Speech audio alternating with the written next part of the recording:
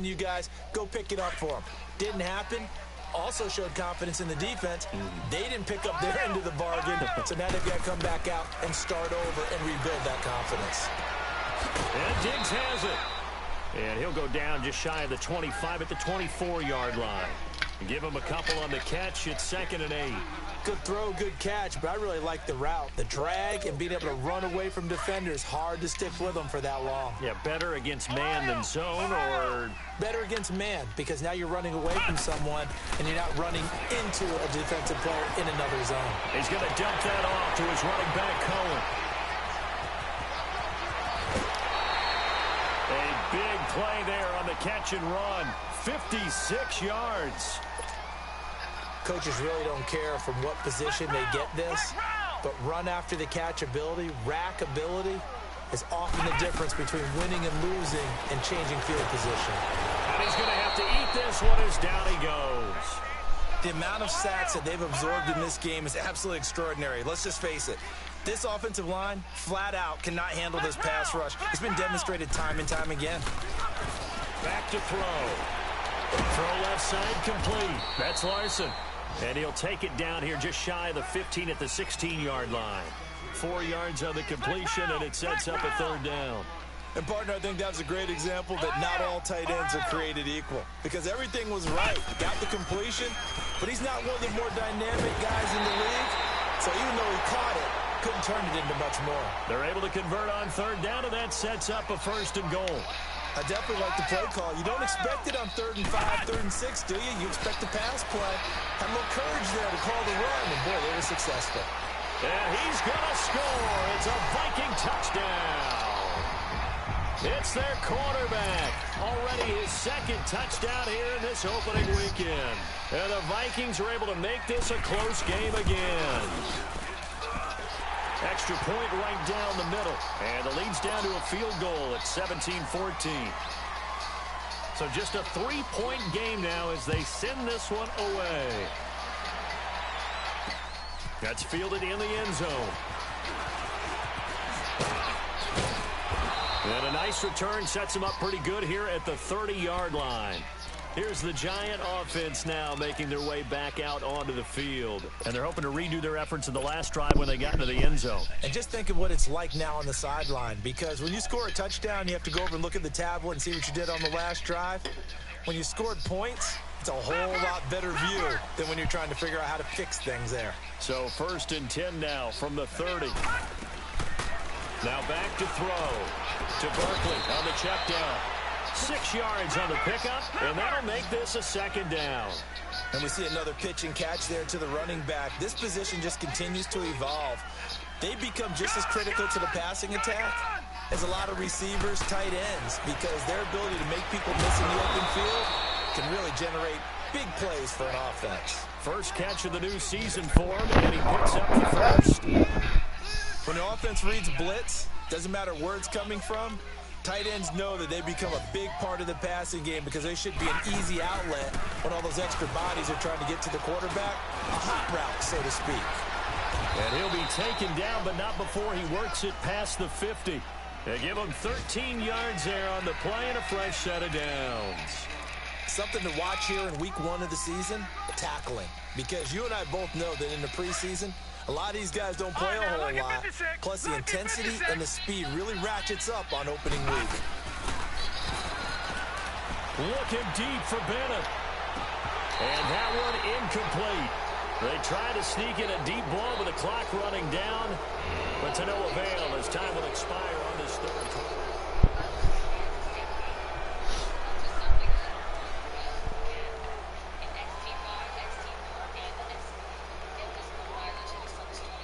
After the incomplete pass, here now is 2nd and 10. All right, now, lucky 56. Lucky 56. And that one got tipped, kind of threw everything off. It brings up 3rd. Well, we're not playing 3 yards in the cloud of dust football anymore. I kind of get why those old school coaches sometimes didn't want to throw the football. Because if it's popped up in the air, it almost turns into slow motion, and both sides trying to get to the football, and you're holding your breath wondering whether it's going to go good or bad for your team. He's going to loft one deep left side here. And that is caught. He's got it for a giant touchdown.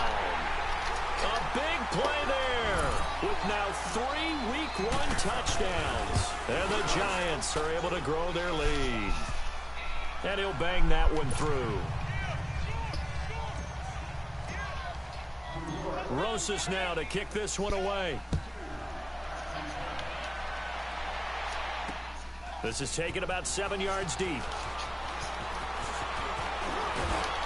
And the decision to bring it out, a good one, as he's up a yard or two shy of the 30. And now out comes Minnesota. And that last drive, a long drive, but not just that. They had a great air attack going. Do they stick with that? I would think that they would, because if they were competent enough to do it on the last drive, starting backed up in their own territory, why would you change anything? They've got to be confident about what they're presenting and continue to do so. Yeah, because the secondary, they really look clueless. And that was amazing because that drive went and went, no adjustments, and no big plays by the defense to knock the ball away. He's going to air one out. And he knocks the ball away, and it falls incomplete. This defense was definitely alert to the possibility of the deep ball, and they were more than ready for it. They've got the lead, fourth quarter. Maybe can expect more passes like that downfield.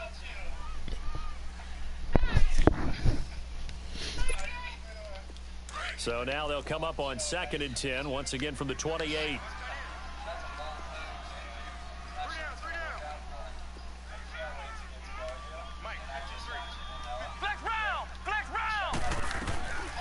Back to throw now on 2nd and 10. He'll leave it for Cohen, complete. And able to break one tackle, but then quickly brought down. But a nice little gain. Give him 7 on the play, and that'll lead here to a 3rd down. He'll drop to throw. And he'll be out of bounds after getting this one across the 40. Give him 6 yards, and they do convert on 3rd. This possession means so much for them. They've got to focus on this drive and find a way to make this a one-possession game. Yes. Got to get a score. Yeah, so good with a field goal. Don't necessarily need a touchdown. Flush to his right. And he slides to avoid the hit. He'll wind up getting right about 4 there on the scramble, and it's 2nd down. Nice job there defensively. A great time to dial up a blitz. And give him credit under center instead of throwing it away. Actually a pretty good job of getting past the line of scrimmage, not losing yardage. And he can't get away from the pressure. The Giants get there. I remember throughout my career hearing defensive coaches always say, guys, you got to earn the right to rush the passer.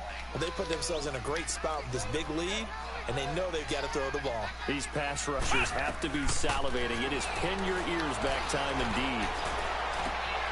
Over the middle, complete. It's Reeves. And they're going to have this across midfield and inside the 45. And they're able to convert on 3rd with a solid gain of 23.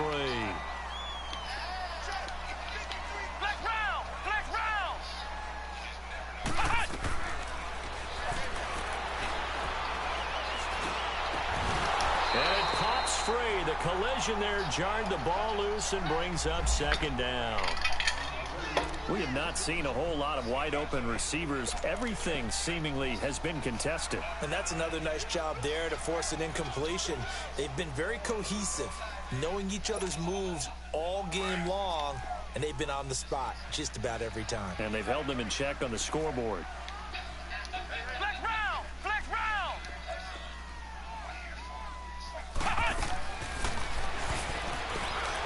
Forced out to his left. And he takes a shot on the release as this will be incomplete.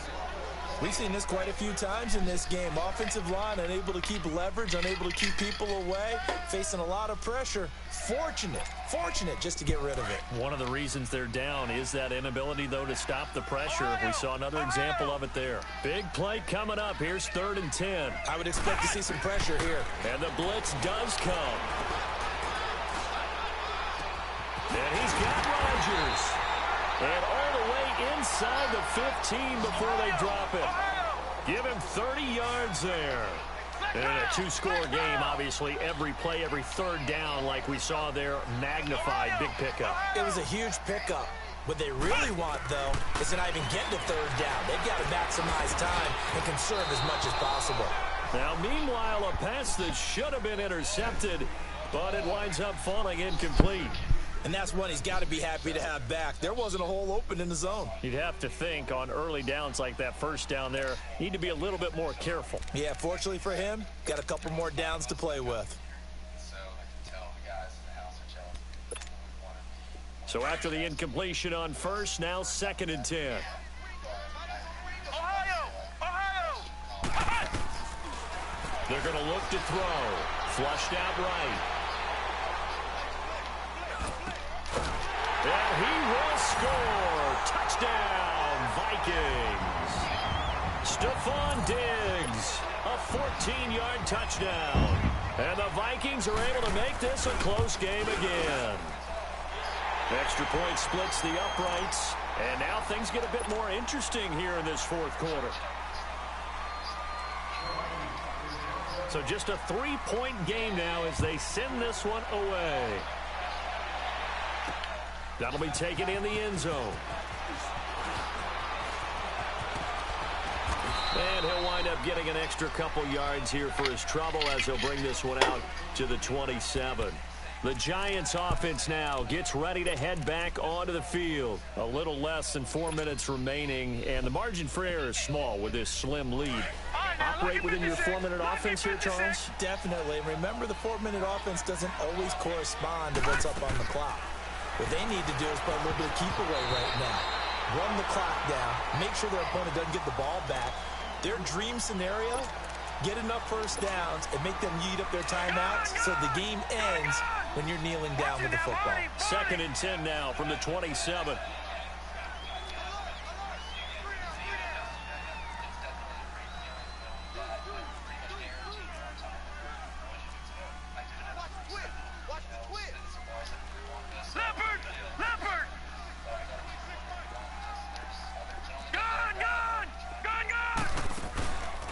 The play fake, he'll look to throw. Rolling to his right. And this one's incomplete. He was looking for Evan Ingram, the tight end. And that takes us from 2nd to 3rd down. I know our vantage point might be a little bit better way up here, but that looked like an ill-advised throw to me. I didn't see anything open. And this play just didn't look right from the beginning. It did not. I thought he might get outside and just chuck it away. Dangerous pass, incomplete.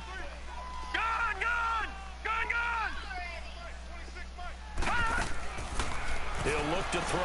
He'll let it go deep for... It got his man complete. And able to rip off a big chunk of yardage before being dropped inside the 40. They chalked that one up as a gain of 34 on 3rd down. So how about that for a chain mover? They're all the way down inside the 40 now for 1st and 10.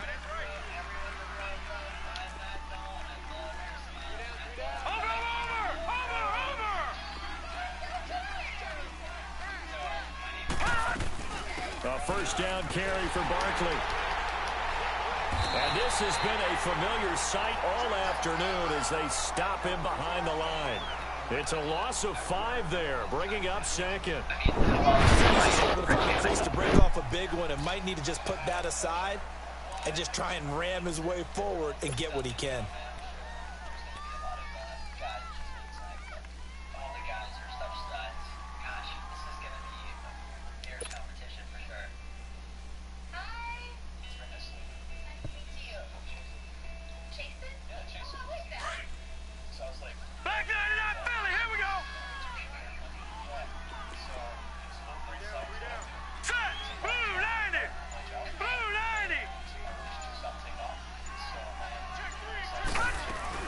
They'll go to Barkley again. And he's going to fight his way forward here for a modest gain. And now a timeout taken here defensively with 2:07 remaining. So they'll also have the stop coming up at the 2-minute warning.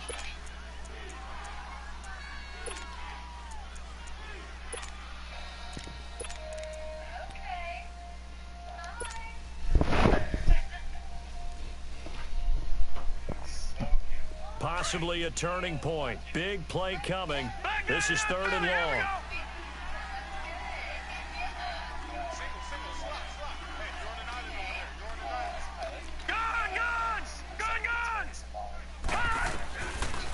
Looking to throw. He finds Beckham complete. And now we're going to get a timeout here called by the defense. So that will leave them with no timeouts left. Still plenty of time on the clock. We'll see how that affects things here in this fourth quarter.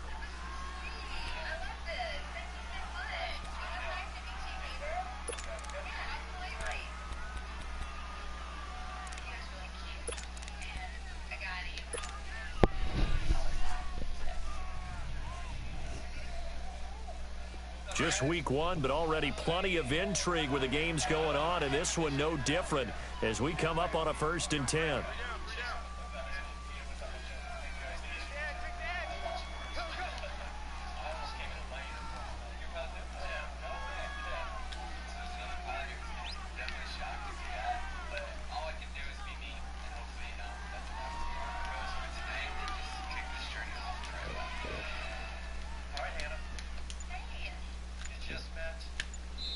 Now with the play clock about to expire, we get a whistle and a timeout. It's just their first. They'll be down to 2 remaining as we step aside here in the fourth quarter. And not totally home free yet, but it's looking good as they come up 1st and 10.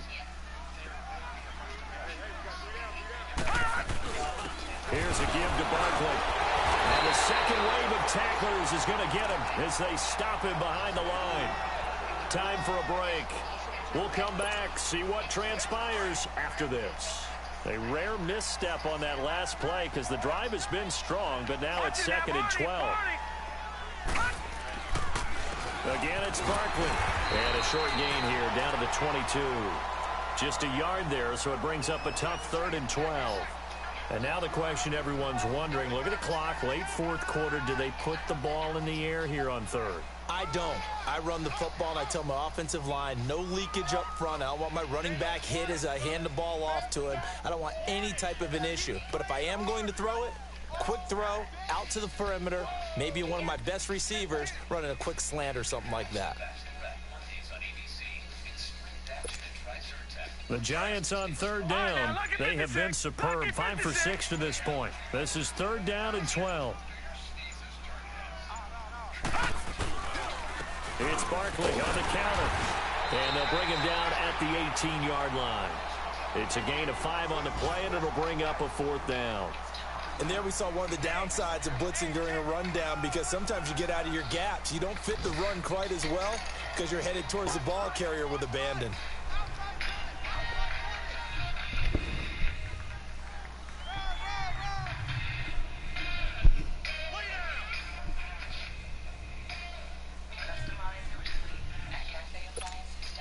So the field goal unit is on the field as this is a big spot right here. This one from 35 yards away.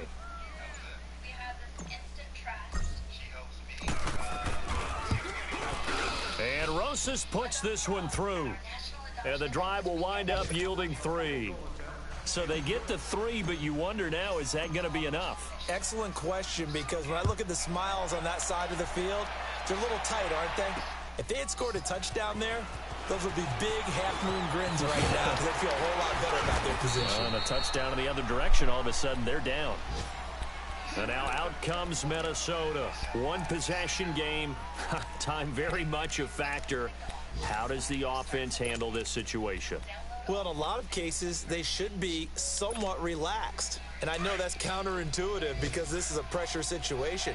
But this is Friday practice every week of the season. You go over this situation, having to go downfield, limited timeouts. You got to get out of bounds and keep the drive going and set yourself up. Defensively, you can't just lay back and let them do whatever they want. So it is a cat and mouse deal here. How much pressure will the defense bring, and how much pressure can the offense handle? We're going to find out. He'll look to throw. It'll be caught by Rodgers. And he'll be brought down somewhat awkwardly here, and a late flag as well. I think this one's going to be a face mask.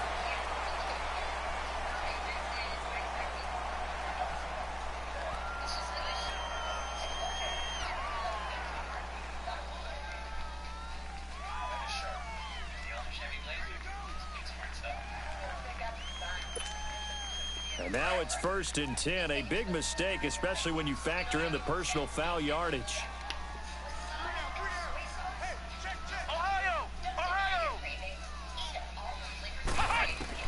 One final shot. They'll look to throw. Escaping the pressure right.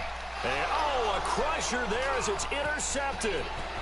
Picked off by Eli Apple. Well, that is going to see this victory as time runs out.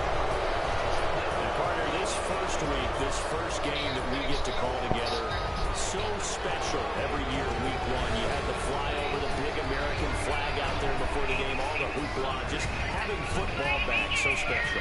It is an opening day, opening game. It's just nothing like it because you really build to a crescendo. But the best part for us is that crescendo lasts for a while. Opening game here, an entire season. We get into the playoffs, to the Super Bowl. I was really excited. I could barely sleep last night. I can't imagine being a player.